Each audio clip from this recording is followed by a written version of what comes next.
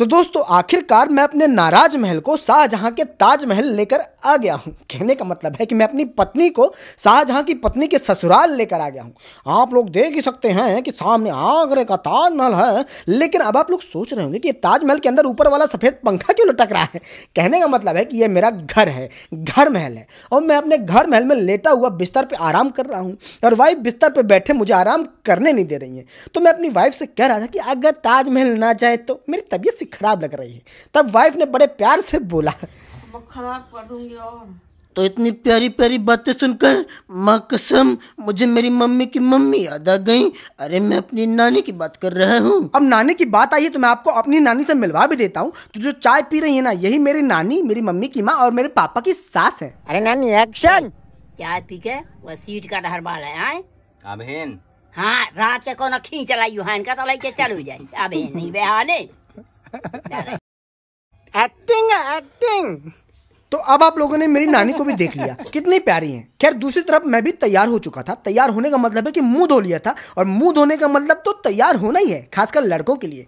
दूसरी तरफ मेरी वाइफ अपने बैग में तेल, कंघी, पाउडर, क्रीम, फेस वॉश और एक जोड़ी कपड़े रख चुकी थी। बाकी सब चीज़ें रखना जारी था। मैंने उनसे कहा कि इतना सारा सामान लेके जा रही हो, आगरे के ताजमहल जा रहे हैं, और ताजमहल कोई मैरिज पैलेस तो है नहीं जो वहाँ किसी की शादी अटेंड करेंगे। खैर ये सब बातें मैंने अपने मन में बोली, बोलने की हिम्मत कहाँ होती है। अच्छा तो उसके बाद मैंने अलमारी से 2 शर्टें निकाली। पिछला वीडियो देखा था कि नहीं? देखा था ना? तो पता होगा कि ये दोनों शर्ट मैं मॉल से लेकर आया था स्पेशली आगरा जाने के लिए। और उसके बाद मैंने बैग में मोबाइल का ऑक्सीजन सिलेंडर रखा। अब आप लोग जो अपने सामने 2 ब्रश देख रहे हैं ना, उनमें से एक मेरी पत्नी का है और एक मेरे पति का है। कहने का मतलब है कि एक मेरा है। अब दूसरे वाली ब्रश की हालत देख के आपको लग रहा होगा कि ये पक्का इन भाई साहब का होगा, लेकिन नहीं, ये इन भाई साहब का नहीं है, ये इस कलम वाली बाई का है। मुझे तो कभी कभी समझ में नहीं आता कि ये इस ब्रश से दांत साफ करती हैं या मुंह के अंदर झाड़ू लगाती हैं। दोस्तों तो मैं तो तैयार हो चुका था, लेकिन वाइफ अभी भी कंघी से अपने बालों में पर्वत बना रही थी। कहने का मतलब है कि चोटी बना रही थी। तब तक मैंने बैग में एक तौलिया और वाइफ की जो कुछ दवाइयाँ चल रही थी वो रख ली, और साले को चौराहे भेज दिया ऑटो वाले को लेने के लिए। तो साला तो चौराहे से ऑटो वाले को लेके घर भी आ गया, लेकिन वाइफ अभी भी कमरे में थी। वो तो बाद में उन्होंने जब हाथ में बैग उठाया तो आपकी तरह मुझे भी लगा कि तैयार हो गई हैं, लेकिन बाद में देखा कि वो अभी भी अपने माथे में फुल स्टॉप लगा रही हैं, मतलब कि बिंदी लगा रही हैं। ओए ओए, फिर वाइफ ने अपने माथे पे बिंदी लगाई और कमरे के बाहर दरवाजे पे ताला लगाया, और फिर हम लोग घर के बाहर आने लगे, क्योंकि घर के बाहर भी कोई खड़े खड़े ताजमहल बन चुका था। मैं ऑटो वाले की बात कर रहा हूँ। खैर मैं ऑटो में बैठा, वाइफ भी ऑटो में बैठी और आके मुझसे बोली, स्वेटर वोटर ना हो तुम? देखिए एमपी में तो ज़्यादा ठंड थी नहीं, लेकिन यूपी में हो सकती थी, इसलिए मैंने वाइफ को कहा कि जाओ स्वेटर पहन के आओ। तो जैसे ही वाइफ ने स्वेटर पहना वैसे ही उनकी सारी सजावट पे स्वेटर फिर गया। कहने का मतलब है कि पानी फिर गया। तो वाइफ के स्वेटर पहनते ही ऑटो वहाँ से निकला। ऑटो के बाहर खड़े साले को मैंने 22 साले कहा, और ऑटो वहाँ से निकलते ही पहुँच गया रेलवे स्टेशन। अब मैं ऑटो से उतरा तो ऑटो वाले के पैसे भी देने थे, लेकिन किस्मत की बात यह है कि मेरे पास खुल्ले नहीं थे, वाइफ के पास खुल्ले थे। तो इससे 2 लोगों का फायदा हुआ। एक वो ऑटो वाले का फायदा हुआ, दूसरा मेरा। थोड़ा ही फायदा हुआ, लेकिन थोड़ा ही बहुत है ना। वैसे भी आगरा पहुंचते ही मेरे एटीएम का पेठा बनने वाला था। तो रेलवे स्टेशन में पहुंचने से पहले और ऑटो में बैठने के बाद हमें पता चला कि हमारी ट्रेन तो 2 घंटे लेट चल रही है, नहीं तो इस समय तो हम लोग ट्रेन के अंदर लेटे होते। खैर हम लोगों ने किया इंतजार, क्योंकि सब लोगों ने सुना है कि इंतजार का फल ट्रेन होता है। तो हम लोग के इंतजार करते ही ट्रेन आई, और ट्रेन के आते ही हम लोग ट्रेन के अंदर आ गए, और लगभग 8 घंटे के बाद सुबह के 3 बजे वहाँ पहुँच गए जहाँ हमें पहुँचना था। तो स्टेशन पे उतरते ही, मतलब कि आगरा स्टेशन पे उतरते हम लोग को ऐसा लगा, साफ सफाई देख के, चमक दमक देख के, कि जैसे ताजमहल के अंदर ही उतार दिया है। तो स्टेशन में पहुंचते हम लोग ऑटो में पहुंच गए, और ऑटो में पहुंचते होटल के कमरे में पहुंच गए। और सुबह वाइफ उठकर अपने एचडी चेहरे को फुल एचडी में बदलने लगी।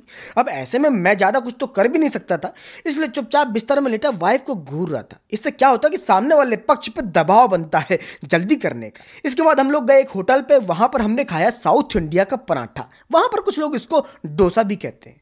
खैर डोसा खाने के बाद मेरी देवी जी ने अपनी दवाई खाई, और हम लोग यहाँ से निकले तो फाइनली पहुँच गए मुमताज जी के घर के बाहर, यानी कि ताजमहल के बाहर।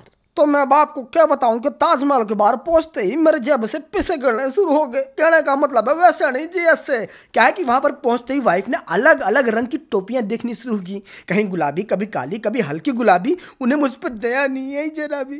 खैर उसके बाद उन्होंने एक चश्मा देखा जिसको पहन के वो 1960 की अनारकली ना सही अमरूद कली तो लगी रही थी। तो अब आप लोग देख सकते हैं, नहीं पहले भी देख सकते थे, लेकिन मेरे कहने का मतलब ये है कि अब आप लोग देख सकते हैं कि हमारे पीछे 2 लोग आ रहे हैं। उनमें से काली शर्ट वाले को ध्यान से देखना, क्योंकि वो हमारा शिकार करने के लिए हमारे पीछे आ रहा है। खैर हम लोग जब थोड़ा और अंदर पहुंचे तो वाइफ ने मुझसे कहा कि तो चलिए शुरू करते हैं। उनके कहने का मतलब था कि फोटो खींचना शुरू करते हैं। वैसे मैंने उनको वहां ज़्यादा फोटो खींचने नहीं दी और हम लोग थोड़ा और अंदर पहुंच गए। अब आप लोग देख सकते हैं कि मेरी वाइफ के बगल में 2 ताजमहल खड़े हैं। कहने का मतलब है कि मेरी वाइफ के सामने 1 ताजमहल खड़ा है। चमैला तो आप लोग वो काली शर्ट पहने पीछे की तरफ जा रहे भाई को देख रहे होंगे ना, कहीं मेरी तरफ बगल में खड़े 2 ताजमहल तो नहीं देख रहे। वैसे ये काली शर्ट पहने भाई बहुत समय से हमारे पीछे आ रहे थे हमारा शिकार करने के लिए, मतलब कि फोटो खींचने के लिए, जो तुरंत मिल जाती, लेकिन मैंने मना कर दिया। लेकिन मेरे मना करने से क्या होता है, ऊपर वाला सबकी कहां सुनता है। अरे मैं उस ऊपर वाले की बात नहीं कर रहा हूं, मैं इस ऊपर वाले की बात कर रहा हूं जो नीचे खड़ी है। वाइफ ने अपनी मच्छरदानी वाली टोपी को पहनकर फोटो खिंचाना शुरू किया और मैं वहीं पर खड़ा खड़ा ये सोच रहा था कि अगर शाहजहां आज जिंदा होते तो जितने भी लोग आज यहाँ है ना, जिंदा नहीं होते। लोग कहीं भी कैसे भी खड़े होकर फोटो खिंचा रहे हैं। मतलब यहाँ वाइफ को देखिए ताजमहल को हाथों से उठा रही हैं। खैर इसके बाद हम दोनों ने एक दूसरे के साथ कुछ फोटो खिंचाई और उसके बाद ताजमहल को देखने के लिए आगे बढ़ गए। तभी मैंने वाइफ से पूछा कि कौन सी कंट्री से आई है। तो मैंने वाइफ से पूछा था कि कौन सी कंट्री से आई हो, क्योंकि यहाँ पर बहुत से विदेशी भी दिख रहे थे। तो वाइफ ने बोला कि इंग्लैंड से आए हैं, ताजमहल देख रहे हैं, बहुत सुंदर लग रहा है। खैर वाइफ के साथ मैंने बहुत सारी फोटो खिंचाई, फोटोग्राफर ने भी बहुत सारी फोटो खींची, लेकिन वाइफ का पेट नहीं भर रहा था। अब यहाँ पे मेरी ले दो फोटो, यहाँ पे छाया इसलिए आज तो दिया कि भूख पेट नहीं भरता। वहाँ पे धूप में नहीं पूरा इतनी आ रही अच्छी। वैसे जब मैंने वाइफ का फोटो खींचने से मना कर दिया तो मेरी पत्नी खुद ही आत्मनिर्भर पत्नी बन गई। कहने का मतलब है कि सीधे मुंह को टेढ़ा करके खुद ही फोटो खींचने लगी।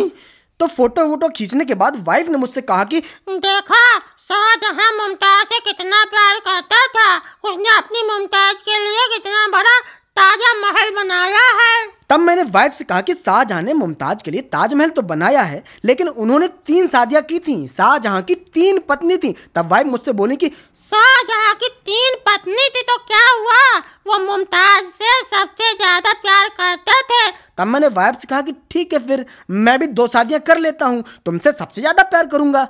बस फिर क्या था, हम लोग ताजमहल से बाहर आ गए, जितना जल्दी हो सका उतना जल्दी। बरकरदार तो ताजमहल से ताजा ताजा निकल कर हम लोग कैमरे वाले की दुकान की तरफ जाने लगे फोटो लेने के लिए। तभी वाइफ ने अपना पर्स चेक किया और बोली कि उनका मोबाइल नहीं मिल रहा है। मैंने बोला अच्छा मोबाइल नहीं मिल रहा है। क्या मोबाइल नहीं मिल रहा है, मिलना पड़ेगा, एक्स्ट्रा खर्चा हो जाएगा नहीं तो मैं वापस लौटा। क्या है कि ताजमहल से बाहर निकलकर हम लोग एक दुकान पे भी गए थे, अपना मोबाइल वाइफ ने वहीं पर छोड़ दिया था। तो दुकान से मैंने मोबाइल उठाया, फिर मुंह उठा के कैमरे वाले की दुकान पे आ गए फोटो लेने के लिए। उसके बाद हम लोग पहुंच गए अपने होटल।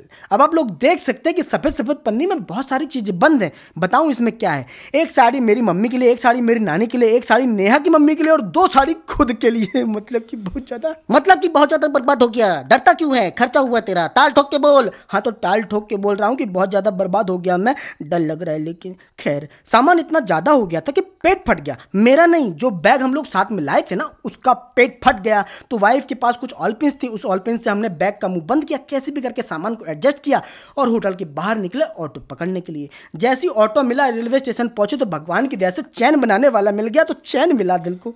खैर उसके बाद हमने आगरा के रेलवे स्टेशन में बने सेल्फी पॉइंट पे सेल्फी वीडियो बनाया, क्योंकि हमको पता था कि आगरा से लौटने के बाद घर पहुंचते ही सुबह से लेकर शाम तक 2 दिन हमको ऐसे ही पड़े रहना है, जैसे ये लोग पड़े ना, बिल्कुल ऐसे। तो मुझे उम्मीद है कि आपको ये वीडियो अच्छा लगा होगा, आपको मजा आया होगा। तो YouTube में जाके Vikram Neha vlogs YouTube channel को भी सब्सक्राइब कीजिए। मैं आपको हंसाने की भरपूर कोशिश करूंगा। हाय देवियों और सज्जनों, चूकना नहीं, YouTube में चैनल है हमारा, जाइए जाइए जाइए।